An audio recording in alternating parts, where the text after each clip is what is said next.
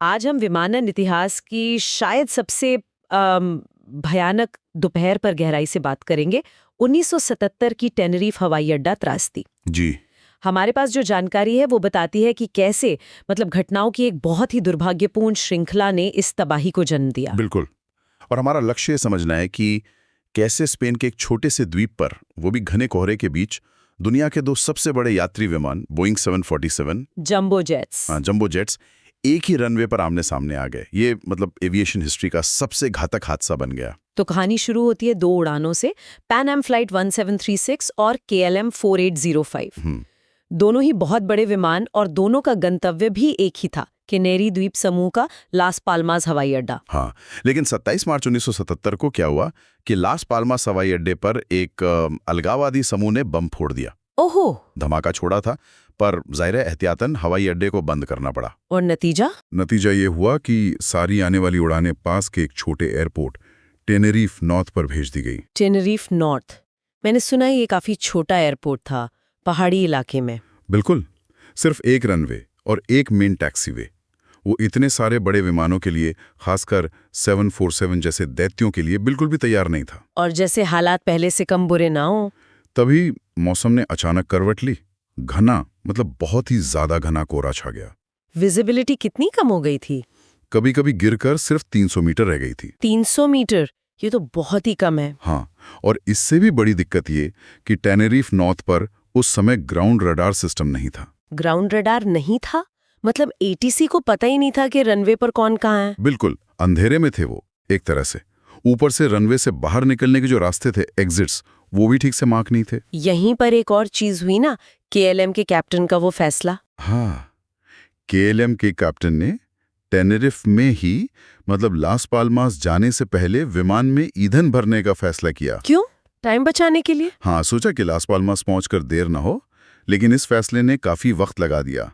और चूंकि वो ईंधन भरवा रहे थे, उनका विमान टैक्सीवे पर खड़ा था, जिससे पैन एम विमान ब्लॉक हो गया। सही, पैन एम को पीछे इंतजार करना पड़ा। तो जब KLM तैयार हुआ तब क्या हुआ?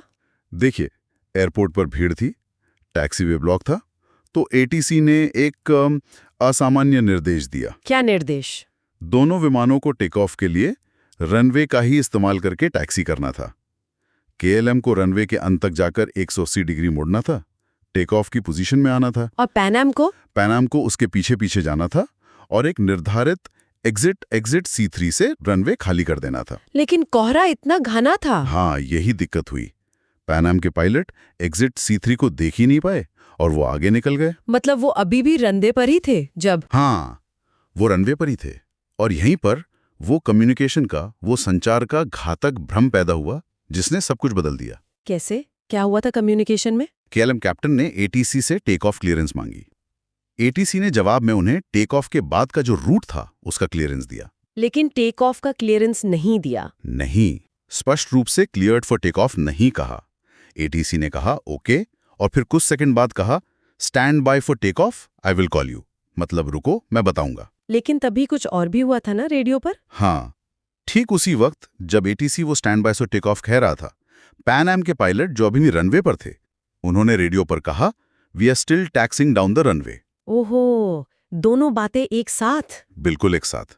इसका नतीजा ये हुआ कि दोनों आवाजें आपस में टकरा गईं और KLM के कॉकपिट में सिर्फ एक तीखी सी खरखराहट, एक स्क्वील सुनाई दी। ATC का वो स्टैंड बाय वाला संदेश उन तक पहुंचा ही नहीं। उन्हें लगा कि वो ओके शायद टेक ऑफ के लिए था। उस जमाने में वो स्टैंडर्ड फ्रेजेस का इस्तेमाल भी इतना सख्त नहीं था ना। ये तो बहुत ही भयानक है। मैंने सुना है KLM के फ्लाइट इंजीनियर ने कैप्टन को टोका भी था। हाँ, उन्होंने चिंता जताई थी, कहा था कि शायद पैन एम अभी रनवे पर ही है। फिर भी कैप्टन ने? हाँ, लेकिन शायद समय का दबाव था, ड्यूटी आवर्स खत्म होने वाले थे, या शायद उन्हें अपने अनुभव पर कुछ ज्यादा ही भरोसा था। उन्होंने टेक ऑफ रोल शुरू कर दिया, ये मानकर कि रनवे खाली है। हाँ, यही मानकर। और फिर वो हुआ जिसकी कल्पना भी मुश्किल है। कुछ ही सेकंड्स में पैन एम के क्रू ने कोहरे में से अचानक KLM की लैंडिंग लाइट्स को तेजी से अपनी तरफ आते देखा। उन्होंने प्लेन हटाने की कोशिश की होगी। हाँ, उन्होंने विमान को तेजी से बाईं तरफ मोड़ने की, रनवे से हटाने की आखिरी हताश कोशिश की। लेकिन बहुत देर हो चुकी थी। केएलएम ने ऊपर उठने की कोशिश की, उसका अगला पहिया तो उड़ गया, पर विमान का निचला हिस्सा और इंजन सीधे पैन एम के ऊपरी डेक से टकरा गए। ओह गॉड। केएलएम विमान हवा में ही फट गया और कुछ दूर जाकर रनवे पर एक आग के गोले में तब्दील हो गया। उसमें सवार सभी 248 लोग मारे गए। और पैन एम का क्या हुआ? पैन एम विमान भी बुरी तरह क्षतिग्रस्त हुआ, उसमें भी आग लग गई। उसके 396 लोगों में से 335 की मौत हो गई। पर कुछ लोग बच गए थे उसमें? हाँ, ये एक चमत्कार ही था। कैप्टन समेत 61 लोग उस जलते हुए मलबे से निकलने में कामयाब रहे। कुल मिलाकर 583 जाने गई उस दिन। 583? विमानन इतिहास का सबसे घातक हादसा। जी। और जब जांच शुरू हुई तो यह साफ हो गया कि यह किसी एक गलती का नतीजा नहीं था। ये वो बम की धमकी से लेकर डायवर्जन, एयरपोर्ट की भीड़, खराब मौसम, सुविधाओं की कमी और सबसे बढ़कर कम्युनिकेशन फेलियर और मानवीय चूक की एक पूरी चेन थी। पर मुख्य जिम्मेदारी किस पर आई? जांच में मुख्य जिम्मेदारी केएलएम कैप्टन पर डाली गई, क्योंकि उन्होंने बिना स्पष्ट क्लियरेंस के टेक ऑफ किया था। इस हादसे ने तो पूरी दुनिया को हिला दिया होगा। बिल्कुल।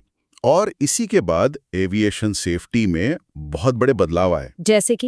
जैसे कि स्टैंडर्ड रेडियो फ्रेजेस, मतलब तयशुदा वाक्य ही इस्तेमाल करने का नियम सख्त हुआ।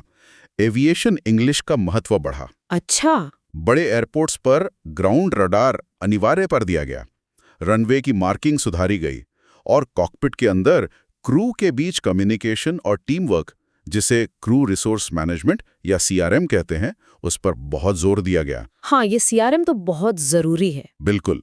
टेनरिफ जैसे हादसों से सीखे गए ये कड़वे सबक ही हैं जिनकी वजह से आज हवाई यात्रा इतनी सुरक्षित हो पाई है। टेनरिफ वाकई एक बहुत दर्दनाक याद दिलाता है कि सुरक्षा की उस पूरी चेन में हर एक कड़ी कितनी ज्यादा महत्वपूर्ण है। हर छोटी चीज मायने रखती है। सही कहा आपने। और ये हमें सोचने पे भी मजबूर करता है ना, कि क्या आज की इतनी एडवांस टेक्नोलॉजी और इतने सख्त नियमों के बावजूद वो अप्रत्याशित मानवीय कारक या कोई बिल्कुल ही अनपेक्षित परिस्थिति क्या भविष्य में भी ऐसे अनदेखे जोखिम पैदा कर सकती है, जिनसे हमें लगातार सीखते और सतर्क रहने की जरूरत है?